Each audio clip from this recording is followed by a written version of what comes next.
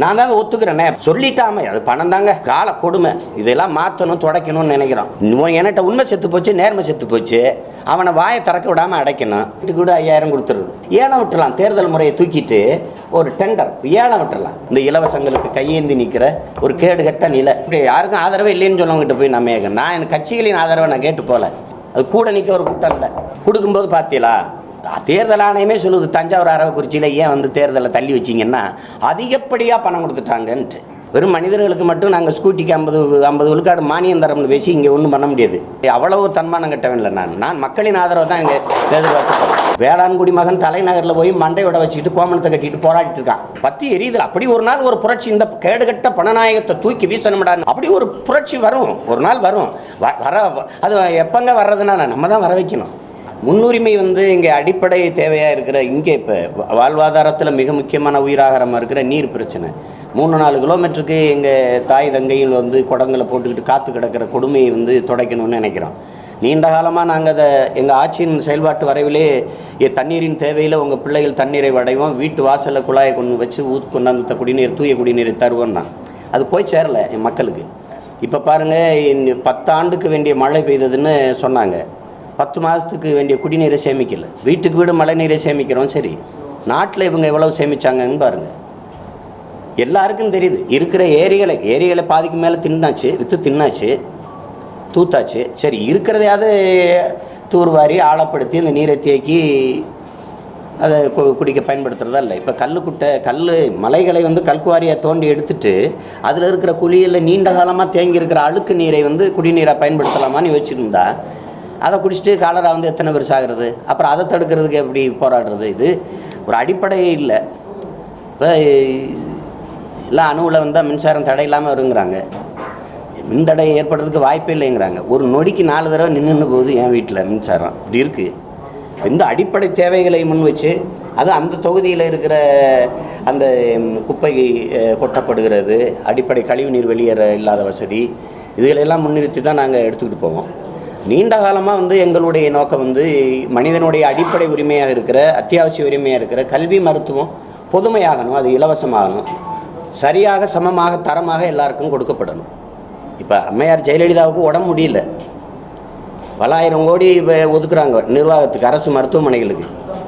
அரசு மருத்துவமனை இருக்குது, கட்டடம் சிறப்பாக இருக்குது. ஆனால் அதில் போய் அவங்க படுக்கலை. அவங்க தனியார் மருத்துவமனையில் தான் இப்போ படுத்து மருத்துவம் பார்த்துக்கிறாங்க. இப்போ ஐயா கலைஞருக்கு முடியல, அவர் போய் காவேரி மருத்துவமனையில் தான் படுத்துக்கிறார். அப்படின்னா அரசு மருத்துவமனை எதுக்கு? அது ஏன் அதில் போய் படுக்க முடியல? தரமாக இல்லை. ஏன் தரமாக இல்லை? அப்போ அது யாருக்கான மருத்துவமனை? அப்போ ஒரு நாட்டின் முதலமைச்சருக்கு கிடைக்கிற மருத்துவம் ஒரு சாதாரண குடிமகனுக்கும் கிடைக்கணும். அதுதான் சரியான ஜனநாயகம், சரியான ஆட்சி முறை. அப்போ அந்த நிலையை கொண்டு வரணும்னு நாங்கள் நினைக்கிறோம். அப்போ அதுபோல் ஒரு நீண்டகால நோக்கத்தோடு பெருங்கனவோடு எங்களோட பரப்புரை இருக்கும். கல்வி, மருத்துவம் இலவசம், சரியான பாதை வசதி, தடையற்ற மின்சாரம், அனைவருக்கும் வேலைக்கு அனைவருக்கும் கல்வி, கல்விக்கேற்ற வேலை, வேலைக்கேற்ற சம்பளம், அதை கொண்டு கௌரவமான பிழைப்பு. இந்த இலவசங்களுக்கு கையேந்தி நிற்கிற ஒரு கேடுகட்ட நிலை. வேளாண்குடி மகன் தலைநகரில் போய் மண்டையோட வச்சுக்கிட்டு கோமணத்தை கட்டிட்டு போராடிட்டு இருக்கான். அது கூட நிற்க ஒரு கூட்டம் இல்லை. 200 பேருக்கு மேலே வேளாண்குடி மகன் செத்து கிடக்கான். உழவன் செத்துருக்கான். உழவு இல்லைன்னா உணவு இல்லை, உணவு இல்லைன்னா உயிர் இல்லை, உயிர் இல்லைன்னா உலகு இல்லை. அதுதான் உழுதுண்டு வாழ்வார் மற்றவரெல்லாம் தொழுதுண்டு பின் செல்பவர் என்று வள்ளுவர் பெருமகன் பாடுறாரு. அப்போ அந்த உழவன் செத்து கொண்டிருக்கிறான், அதை பற்றி கவலைப்பட இங்கே யாரும் இல்லை. மிக்சி கொடுக்குறேன், கிரைண்டர் கொடுக்குறேன்னு இதில் அரசியல் இருக்குது, ஆட்சி முறை இருக்குது. மிக்சியை கொடுத்து கிரைண்டரை கொடுத்து அது எதை போட்டு ஆட்டுறது, எதை போட்டு அரைக்கிறது? மீத்தேன் எடுக்கணும், ஹைட்ரோ கார்பன் எடுக்கணும், சரி எரிவாயுவை கொடுத்துறீங்க, அதில் எதை வச்சு சமைக்கிறது? அப்போ எங்கே இருக்குது அரசியல்? மண்ணை காப்பாற்றாமல் அதில் வாழ்கிற ஒரு உயிரினமாக இருக்கிற மனிதர்களை காப்பாற்ற முடியாது. வெறும் மனிதர்களுக்கு மட்டும் நாங்கள் ஸ்கூட்டிக்கு 50 விழுக்காடு மானியம் தரம்னு பேசி இங்கே ஒன்றும் பண்ண முடியாது. மண்ணை காக்கணும். மண்ணுனா மலை, காடு, கடல், ஆறு, ஏரி, குளம், குட்டை, யானை, புலி, சிங்கம், கரடி, கொக்கு, குருவி, சிட்டு, தேனீக்கள், பூச்சிகள், இதெல்லாம் காப்பாற்றணும். அதெல்லாம் வாழ்ந்தால் தான் மனிதன் வாழ முடியும். இங்கே எல்லாத்தையும் காலி பண்ணிட்டு எல்லாத்தையும் விற்று தின்னுட்டு எந்த நூற்றாண்டில் பார்த்துருக்கீங்க நீங்கள்லாம்? காடுகளில் போய் தொட்டி கட்டி விலங்குகளுக்கு தண்ணி ஊற்றுனது. காடுகளில் இருந்தால் இவனுக்கு அறிவு வந்துச்சு, அறிவில் இருந்தால் ஆறு வந்துச்சு, ஆறில் தான் நீர் வந்துச்சு, நீரில் இருந்தால் சோறு வந்துச்சு. இன்றைக்கி மனிதன் போய் தொட்டி கட்டி தண்ணி ஊற்றிட்டு இருக்கான். எல்லா சிங்கம் புலி கரடிக்கும் தண்ணி ஊற்றிட முடியுமா? கால கொடுமை. இதெல்லாம் மாற்றணும், துடைக்கணும்னு நினைக்கிறோம். அது கத்திக்கிட்டே வரோம். ஒரு நாள் என் மக்களுக்கு புரியும். அப்போ அவங்க எங்களுக்கானவர்களாக இருப்பாங்க, நாங்கள் அவர்களுக்கானவர்களாக இருப்போம். அதுக்கான ஒரு அரிய வாய்ப்பாக இந்த தேர்தலை பார்க்குறோம். அதில் மிக தகுதி வாய்ந்த ஒரு தலைவரை நாங்கள் எங்கள் கட்சியின் சார்பாக எங்கள் அண்ணன் கலைக்கட்டு உதயத்தை நிறுத்துகிறோம். எனக்கு முன்பிருந்து பன்னெடுங்காலமாக இந்த தளத்தில் போராடி கொண்டு வர்ற ஒரு தலைவர் அவர். அதனால் ஒரு பெருமையோடு அவரை இந்த ஆர்கே நகர் தொகுதியில் நாங்கள் நிறுத்துகிறோம். நாளைக்கு காலையில் போட்டி பல மணி யாரும் போட்டி போடலாம். எதை எடுத்து வைக்கிறோம், எது அரசியல். நாங்கள் இது ஒரு கருத்தியல் புரட்சி, அறிவாயுதம் ஏந்திய கிளர்ச்சின்னு நினைக்கிறோம். இப்போ என்ன செய்யும் திமுக இந்த ஆட்சியை குறை சொல்லும், வேறு ஒன்றும் சொல்லாது. ஊழலை ஒழிப்போம், லஞ்சத்தை ஒழிப்போம்னா அது சொல்கிறதுக்கு அந்த கட்சிகளுக்கு அது ஒரு தகுதி எந்த கட்சியும் வச்சுக்கல. அப்போ தீபா அம்மையார் போட்டிக்கிட்டா கூட அவங்க நான் ஜெயலலிதாவின் உண்மையான வாரிசுன்னு சொல்லுவாங்க. என்ன செய்வீங்க? அதானே. அப்போ அப்படி இருக்குது. அதிமுக என்ன சொல்ல போகுது? அது கட்சியாக இருக்குது, கொடியாக இருக்குது, சின்னையாக இருக்குங்கிற சண்டையை தான் அது பேசும். அதுவா மக்கள் பிரச்சனை? இன்னைக்கு அது இல்லை. அது கொட்டும். நான் தான் ஒத்துக்கிறேனே. அவங்க என்னைக்கு ஒரு அரசியல் பேரியக்கங்கள் மக்களுக்கு சேவை செய்கிற அமைப்புன்னு தாண்டி அது லாபம் ஈட்டுகிற நிறுவனமயப்படுத்தி விட்ட பிறகு, அங்கே உண்மை நேர்மை சத்தியம் செத்து விட்ட பிறகு பணத்தை தான் நம்பும். அப்போது இது போராடி பெற்ற சுதந்திரம், மாண்புமிக்க ஜனநாயகம், மக்களாட்சி. இதை வெறும் பணநாயகமாக மாற்றி நிறுத்தி இருக்கிறத ஏற்கிறோமா எதிர்க்கிறோமா? இதுதான் நம்மகிட்ட இருக்கிற கேள்வி. எதிர்க்கிறோம். அப்போ யார் எதிர்த்த சரி செய்கிறதுன்னு இருக்குது. அப்போ அந்த களத்துக்கு நம்ம எல்லாரும் போகணும். சொல்லிட்டாமே அது பணம் தாங்க அப்படின்னா கடைசி வரைக்கும் முதலாளிகளுக்கு சுரண்டல் காடாகவும் முதலாளிகளுக்கான அதிகாரமாக தான் மாறிடுமே ஒழிய அடித்தட்டு உழைக்கும் மக்களினுடைய அவங்களுக்கான அதிகாரமாக வராது. அப்போ அதை மாற்றுறது யார்? எல்லாருமே விளைவிக்கிறோம், பணம் இருக்குன்னு. அப்போ ஒப்பந்தம் ஏலம் விட்டுடலாம். தேர்தல் முறையை தூக்கிட்டு ஒரு டெண்டர் ஏலம் விட்டுடலாம். நீ யார் அதிகப்படியாக எடுக்கிறீங்களோ அந்த தொகுதியை அவருக்கு கொடுத்துருவோம் அப்படின்ட்டு. அப்படி தான் நீங்கள் உள்ளாட்சி பஞ்சாயத்து தேர்தலெலாம் வருது. ஒரு 5-10 லட்சம் தந்துடுறேன் ஊருக்குன்னா நீயே பிரசிடென்ட் பண்ணுற நிலைமைலாம் இருக்குது. இப்போ வந்துடுது. அது மாதிரி விட்டுடலாம். அதை ஒழிக்கணும். அது தேர்தல் ஆணையம் மிக கவனமாக இந்த தேர்தல் அமைப்பில் சீர்திருத்தத்தை கொண்டு வரணும். அப்போ நீங்கள் ஒரு பறக்கும் படைன்னு ஒன்று தேர்தல் ஆணையமே சொல்லுது. தஞ்சாவூர் அரவக்குறிச்சியில் ஏன் தேர்தலை தள்ளி வச்சிங்கன்னா அதிகப்படியாக பணம் கொடுத்துட்டாங்கன்ட்டு. அப்போ குறைந்த அளவுக்கு கொடுத்தா ஏற்குதா தேர்தல் ஆணையம்? அதுக்கு பதில் இல்லை. அதிகப்படியாக கொடுத்ததை எப்படி பார்த்தீங்களா? கொடுக்கும்போது பார்த்தீங்களா? பார்த்தா ஏன் நடவடிக்கை எடுக்கலை? கொடுக்குறதுல 10 பேர், வாங்கினதில் 10 பேர் கைது செஞ்சு சிறைப்படுத்தப்பட்டிருக்காங்களா? இல்லை. பார்க்கலைன்னா அப்புறம் ஏன் சொல்கிறீங்க? பறக்கும் படை பணம் கொடுப்பது வாங்குவது குற்றம். அப்படி செய்கிறவர்களுக்கு ஓராண்டு தண்டனைன்னு பதாகையில் எழுதி வச்சு பயனில்லை.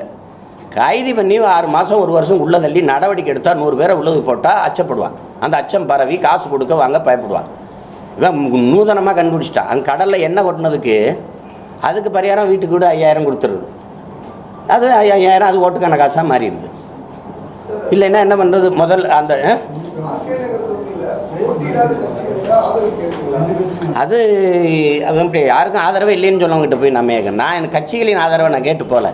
நான் என் மக்களின் ஆதரவை தான் கேட்டு போகிறேன். அது கட்சிகள் அவங்களுக்கு தெரியணும் இது நல்ல ஆற்றல், இதை ஆதரிக்கலாம் இல்லை ஆதரிக்க வேணான்னு. அது அவங்கக்கிட்ட போய் நாங்கள் யாருக்கும் ஆதரவு இல்லைன்னு சொன்ன கட்சிகள்கிட்ட போய் நான் கேட்குறதுக்கு அவ்வளவு தன்மானம் கட்டவே இல்லை. நான் மக்களின் ஆதரவை தான் இங்கே எதிர்பார்த்து கட்சிகளை நம்பி நாங்கள் கட்சி நடத்தல அரசியல் செய்யலை. என் மக்களை நம்பி மக்களுக்காக நிற்கிறோம். மக்களிடமிருந்து மக்களுக்காக வந்த பிள்ளைகள். எனவே மக்களை நம்பி போவோம். அந்த கட்சியில் இருக்கிற உறுப்பினர்கள் அவர்களுக்கே தெரியாதா எது சரியான அரசியல்? அந்த வாக்கை போடாமல் இருக்கிறதுக்கு இவர்களுக்கு போடலாம்ங்கிற எண்ணம் அவர்களுக்கு வர வாய்ப்பு இருக்கு இல்லையா? எல்லாரும் என் உறவுகள் தானே. அப்படி தான் நான்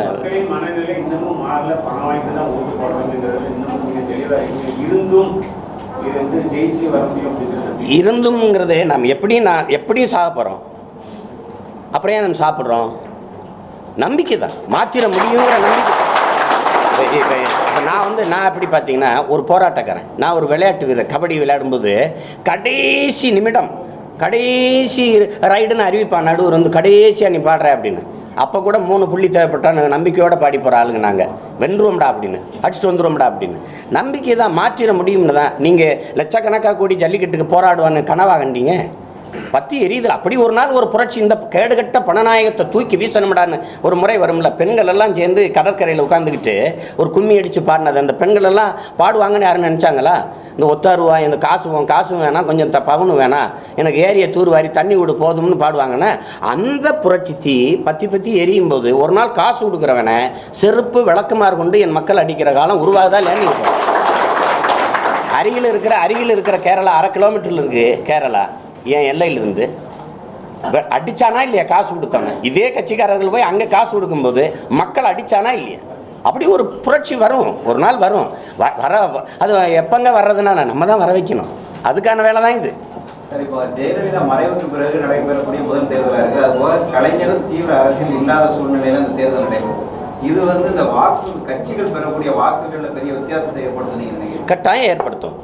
கட்டாயம் ஏற்படுத்தும். மாற்றத்தை விரும்புகிற ஒரு தலைமுறை உருவாயிருச்சு. அது பெரும் எண்ணிக்கையில் உருவாயிருச்சு. அது இப்போ வரிசையில் நின்று வாக்கு செலுத்தணுங்கிற அந்த விருப்பம் அந்த பிள்ளைகளுக்கு வந்துருச்சுன்னா பெருமாற்றம் நடக்கும். இப்போ ஜல்லிக்கட்டுக்கோ அல்லது நெடுவாசலையோ போராடிய இளைஞர் மாணவர் பிள்ளைகள் எல்லாம் வரிசை நின்று வாக்கு செலுத்தினவங்கன்னு சொல்ல முடியாது. ஆனால் அவங்க செலுத்தணும். அந்த வலிமை மிக்க வாக்கு என்கிற ஆயுதத்தை வச்சு தான் இந்த அநீதியை, இந்த அக்கிரமத்தை, இந்த கொடுமைகளை வீழ்த்த முடியும். அதை பிள்ளைங்க உணர்ந்துட்டாங்கன்னா பெருமாற்றம் வரும். அது இது பண்ண முடியாது. இப்போ இந்த கட்சிகள் தலைமை இல்லைனாலும் கூட கட்டமைப்பு வச்சுருக்குது, நிறுவனம் மயப்படுத்தி வச்சுருக்கு. ஒன்றிய, நகரம், பேரூராட்சி, கிளைன்னு. அப்போ அது இது ஒரு பிழைப்பு அரசியலாக மாற்றிருக்குது. அப்படிங்கும்போது நம்ம இந்த கட்சி விட்டு வேறு எங்கே போகிறது? சரி இருப்போம், இதிலே இருப்போம், இருக்கிற வர அப்படின்னு லாபம்னு இருக்குது. அது ஒரு நாள் உடச்சி சிதைக்கப்படும், அது மாறும்.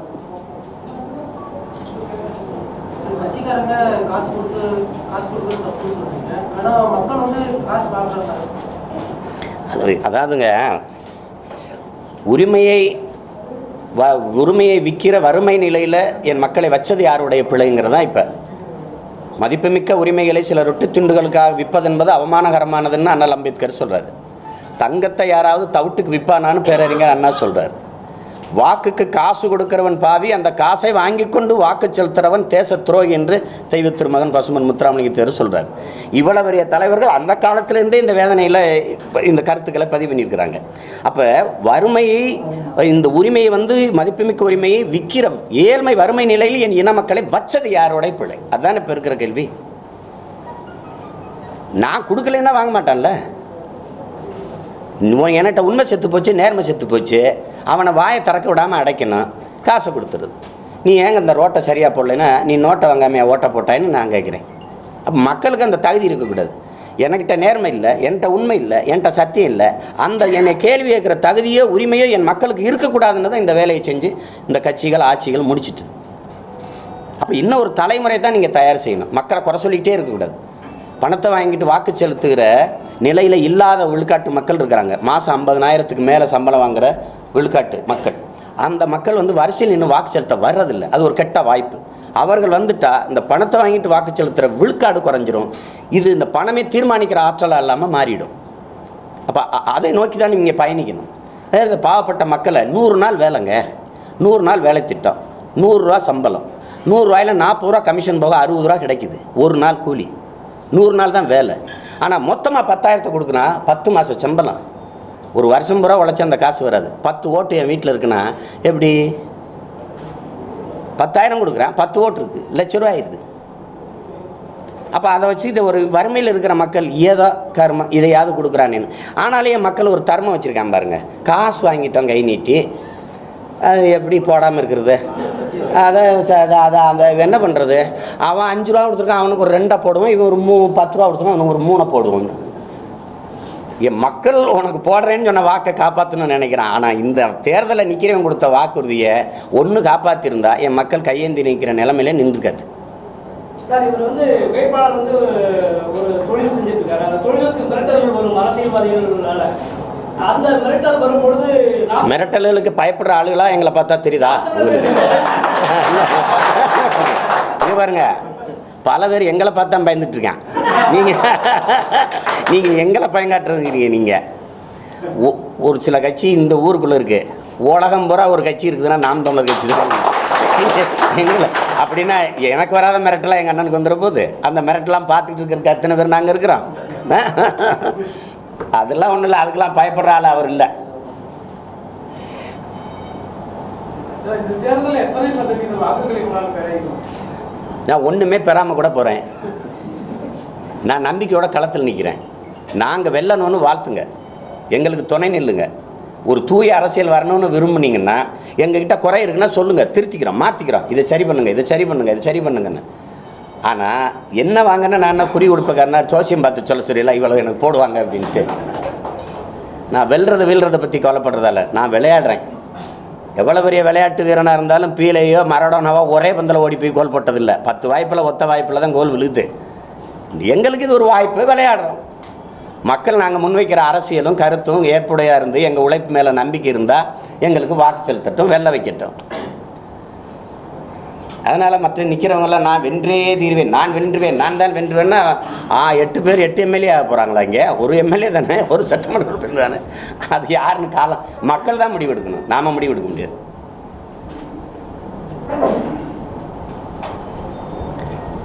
வேறு ஏதாவது கேள்வி இருக்கா கேளுங்க. எங்கள் அண்ணன்ட்ட எதுவும் கேட்கணுன்னாலும் கேளுங்க. உங்களுடைய தேர்தல் பிரச்சாரம் ஆளுங்கட்சியினுடைய என்னென்ன தவறுகள் செஞ்சிருக்கிறாங்க அப்படிங்கிறத முன்னிறுத்தி தேர்தல் பிரச்சாரம் செய்வீங்களா? தவிர எதையுமே செய்யலையே. நீங்க வந்து என்ன செய்யணும் அப்படிங்கிறத முன்னிறுத்தி தேர்தல் பிரச்சாரம்? அது வந்து அரசுகள் செய்கிற தவறையே, அதை கடந்த கால தவறுகளை சுட்டி காட்டாமல் இருக்க முடியாது. ஆனால் அதையே பேசிக்கொண்டு இருக்க முடியாது. நாங்கள் என்ன செய்ய போகிறோங்கிறது தான் முதன்மையானது. இப்போ வந்து இத்தனை பிரச்சனை இருக்குது. குடிநீர் இல்லை, ஒரு தடையற்ற மின்சாரத்தை தர முடியல. ஒரு பக்கம் வேளாண்மைக்கான போராட்டம், ஹைட்ரோ கார்பன் இருக்கிற போராட்டம், மீத்தேன் இருக்க போராட்டம், அத்திக்கடவு அவிநாசி திட்டத்தை நிறைவேற்றும் போராட்டம், உருக்காலையை தனியாருக்கு கொடுத்துறாதேன்னு போராட்டம், மீனவர் படுகொலைக்கு போராட்டம். இந்த பிரச்சனைகள் எல்லாமே இந்த கட்சிகள் ஆட்சிகளில் எங்களுக்கு வந்தது தான். இப்போ அதை குறிப்பிட்டு பேசாமல் இருக்க முடியாது. இலவசமாக அரிசி போட்டால் தான் அதை வாங்கி சாப்பிட்டு வயிறு வளர்த்து உயிர் வளைக்க முடியுங்கிற ஏழ்மை வறுமை நிலையில் எங்களை வச்சதை தவிர இது ஒன்றும் சாதிக்கலை இந்த கட்சிகள். ஒரு அடிப்படை தேவையான மிக்சி கிரைண்டரு, ஒரு வேட்டி சேலை, இதை கூட நாங்கள் வாங்கிக்கிற முடியாத வறுமை நிலையில் தான் இந்த 50 ஆண்டு கால இவர்கள் ஆட்சி எங்களுக்கு இருந்திருக்கு. வீடு கட்டிக்கிற முடியாது, அதுக்கு ஒரு பசுமை, அம்மா வந்தால் பசுமை வீடு, ஐயா வந்தால் ஒரு வீடு, இதுதானே காப்பீடு. மருத்துவம் உடம்பு முடியலைன்னா மருத்துவம் பார்த்துக்க முடியாது, ஐயா வந்தால் ஐயா காப்பீடு, அம்மா வந்தால் அம்மா காப்பீடு. இதை ஒழிக்கணும்னு நினைக்கிறோம். அதனால் அதை தவறுகளை, நிகழ்கால தவறுகளை, கடந்த கால ஆட்சியின் முறைகேடுகளை எடுத்து சொல்லாமல் இருக்க முடியாது. ஆனால் அதையே சொல்லி கொண்டு இருக்க முடியாது. நாங்கள் என்ன செய்ய போகிறோம், ஆக்க போகிறோம். நான் தான் சொல்கிறேனே, வந்தால் மருத்துவம் கல்வி இலவசம், உலகத்தரத்திற்கு. உலகத்தில் கல்வியில் முதலிடத்தில் தென்கொரியா, 2வது ஜப்பான், 3வது சிங்கப்பூர், 4வது ஹாங்காங், 5வது பின்லாந்து. இந்த 5 நாடுகளை முந்திட்டு என் மண்ணின் கல்வித்தரத்தை கொண்டு போகணும்னு நினைக்கிறோம். அதுக்கான வரைவுலாம் கொடுத்துருக்கோம். நிறைய பேர் கொண்டு போய் சேர்க்க முடியல, ஆனால் இப்போ கொண்டு போவோம். எல்லாமே மாறிட்டுல. இங்கே வர்த்தக பெருமக்கள் வாழ முடியாது. அந்நிய முதலீடு, ஆன்லைன் வர்த்தகம், வலைதள வர்த்தகம் எல்லாம். அது என்ன பொருள் விற்கிறேன், மிக்சி கொண்டா, அது மிக்சியாக திறந்து பார்த்தா தான் என்னன்னு தெரியும், ஓடுமா ஓடாதான்னு. எல்லாமே இதில் வந்து இங்கே இருக்கிற வணிக பெருமக்களை சாகடிக்கிறது. கார்ப்பரேட் நிறுவனங்கள் வந்து பல ஆயிரக்கணக்கான ஏக்கர் நிலங்களை அபகரித்து கொண்டு இருக்குது. இப்போ நான் ஒன்று கேட்குறேன். இப்போ இது எங்கள் ஊர் கம்மதக்குடியில் வந்து 5000 ஏக்கர் விளைநிலத்தை பறித்து 20 கிராம மக்களை வெளியேற்றிட்டு ஐயா அதானிக்கு பறித்து கொடுத்துருக்காங்க. ஒரு ஏக்கர் 50,000 தான். 50,000 என் மக்கள் வந்து வறுமையில் இருந்தனால சீமக்கருவேல முள்ள வச்சுட்டு அந்த விளைநிலத்தை விட்டு வெளியேறிட்டாங்க. 5000 ஏக்கர் விளைநிலத்தில் 5000 ஏக்கரில் மின்பூங்கா அமைச்சு, சூரிய ஒளியில் மின்பூங்கா அமைச்சு நீங்கள் தயாரிக்கிறீங்க. சரி, இப்போ மின்சாரத்தை குடிச்சிட்டு படுத்துறதா, ஒரு யூனிட் மின்சாரம் அதை கொடுங்க, நான் சாப்பிட்டு படுத்துறேன். அப்படியா? இதே மின்பூங்காவை நீங்கள் ஏன் வந்து பயன்படுத்த முடியாத தீவு இருக்குது, அதில் அமைச்சிருக்கலாம். கரடுகள் இருக்குது, மலைகள்லேயே வந்து சும்மா வெறும் கற்கள் மூடி இருக்கிற அந்த மலைகள் மேலே மலையை சுற்றி அமைச்சிருக்கலாம். ஜெர்மன்லாம் கடலுக்குள்ளே தான் அமைக்குது, அங்கே அமைச்சிருக்கலாம். விளைச்சலுக்கு பயன்படுத்தாத பரம்பு இடங்கள் எவ்வளவோ கிடக்குது, அதில் அமைச்சிருக்கலாம். அப்போ அந்த மாதிரி ஆக்கப்பூர்வமாக எதையுமே செயல்படுத்தலையே. அதை தான் நாங்கள் கொண்டு போகணும்னு நினைக்கிறோம்.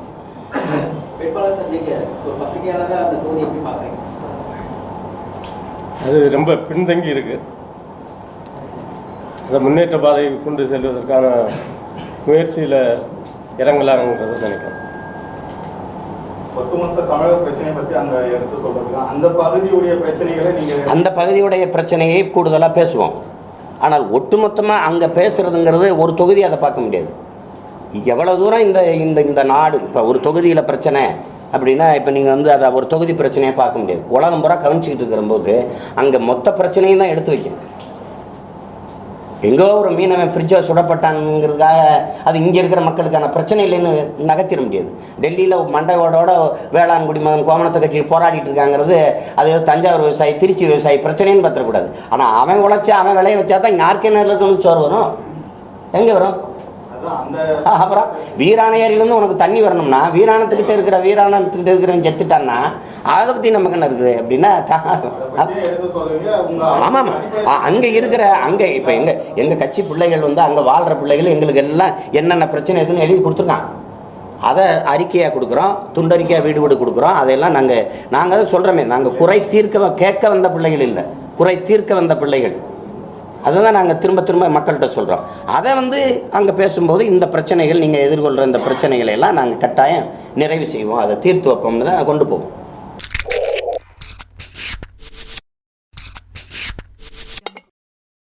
நடக்கவிருக்கிற உள்ளாட்சி தேர்தலில் எந்த கட்சி ஜெயிக்கும் என்று எனக்கு தெரியும். எனக்கு பிடிக்காத ஒரே விஷயம் மைக்கு கொடுத்துட்டு 2 நிமிஷத்துல முடியுங்கன்னு சொல்றது. என்ன வரும்போது கேட்டாங்க, இன்னும் அப்படியே இருக்கீங்களே அப்படின்னு சொல்லிட்டு. உங்களோடலாம் வேலை செய்யறதுக்கு அதான்ப்பா அப்படியே இருக்கேன். இன்னும் இது பார்க்கறது கொஞ்சம் பேய் படம் மாதிரி இருக்கும், ஆனா பேய் படம் நினைச்சுக்காதீங்க. இப்பெல்லாம் வெரைட்டியா பேய் வருது. ஏன் இப்படி திடீர்னு காமெடிக்கு வந்தீங்கன்னு கேட்டா என்ன பண்ண சொல்றீங்க? என்ன திடீர்னு பார்த்தா ஒரு வில்லன் ஆயிடுச்சு, பெரிய வில்லனா பேய் ஆயிடுச்சு. இப்ப நான் என்ன பண்ணணும்? ஏதாவது பண்ணணும் இல்ல. அது ஆம்பளை பேயா இருந்தா சண்டை போடலாம், நிறைய பொம்பளை பேய் வேற. நீங்க வேற நினைச்சு சிரிக்கிறீங்க, நான் அதை சொல்லல.